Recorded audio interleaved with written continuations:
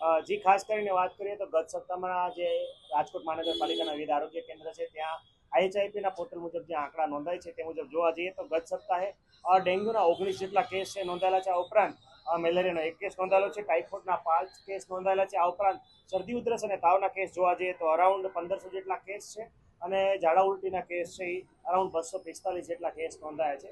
ખાસ કરીને વાત કરીએ તો હાલ જે છે ડેન્ગ્યુની સિઝનમાં સિઝનેબલ ટ્રેન્ડ છે એ જોવા મળી રહ્યો છે. દર વર્ષની જેમ આ માફક પણ જે ચોમાસા છે અને ખાસ કરીને ઓગસ્ટ અને સપ્ટેમ્બરમાં જે આ વધારો છે એ નોંધાતો એ મુજબ અત્યારે રેઝિંગ ટ્રેન્ડ એટલે કે વધારાની ડેન્ગ્યુના કેસોમાં વધારાની માત્રા છે જોવા મળી રહી છે. ખાસ કરીને વાત કરીએ તો વેસ્ટ ઝોનની જે કન્સ્ટ્રક્શન સાઇટો જે ચાલી રહી છે તેમાં ડેન્ગ્યુના કેસીસ છે નોંધાઈ રહ્યા છે.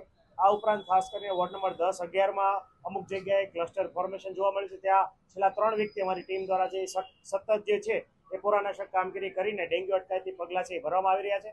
આ ઉપરાંત રાજકોટ મહાનગરપાલિકાની આરોગ્ય શાખા દ્વારા ડેન્ગ્યુ માટે એક એડવાઇઝરી પણ પબ્લિશ કરવામાં આવી હતી કે જેથી લોકો જે છે આ ડેન્ગ્યુનો ફેલાવો અટકાવે. ફેલાતો અટકાવો કઈ રીતે, ડેન્ગ્યુના લક્ષણો શું છે અને વહેલી તકે ક્યારે હોસ્પિટલાઇઝ થવું વગેરે લક્ષણોના આધારે મરણ છે એ ક્યારેય ના થાય વગેરે જે સાવચેતી છે રાખી શકાય. આ ઉપરાંત અઠવાડિયામાં એક વખત તમામ ઘરના તમામ પાત્રો છે ડ્રાય ડે ઉજવવા, અગાસી ઉપર પાણીનો ભરાવો જે છે અટકાવવા, ઉપરાંત ફ્રીજ, ટ્રે અને અન્ય કુંડા છે વગેરેની જગ્યાએ જે છે એ ચોખ્ખા પાણીમાં જે ડેન્ગ્યુ જે મચ્છર છે એ ચોખ્ખા પાણીમાં જ થતું હોય છે. તો જ્યાં ચોખ્ખા પાણીનો ભરાવો થતો હોય એ પાણીનો ભરાવો અટકાવવાની કામગીરી જે છે અને લોકોમાં જાગૃતિ ફેલાય એ અંગેના પ્રયાસો કરવામાં આવી રહ્યા છે. હાલ જે છે અમારી મેલેરિયાની ટીમ દ્વારા ઘરે ઘરે જઈને હાલ જે છે એબેટ એટલે કે એબેટ નામની દવા છે પાણીના ટાંકામાં નાખવાની કામગીરી, આ ઉપરાંત જ્યાં આર્ટિફિશિયલ મોટી માત્રામાં પાણી ભરાતું હોય એ પાણીની અંદર ઓઇલ બોઇલ નાખવાની કામગીરી અને પોઝિટિવ સસ્પેક્ટેડ કેસ આવે ત્યાં પણ ફોગિંગની કામગીરી છે એ કરવામાં આવી રહી છે. લાંબા સમયથી વરસાદ નથી આવ્યો તેના કારણે અત્યારે મચ્છરજન્ય રોગોમાં વધારો થયો. જી આ પણ એક કારણ કહી શકાય કે ખાસ કરીને વાત કરીએ તો જો વરસાદ જે કોન્સ્ટન્ટ રહેતો હોય તો જે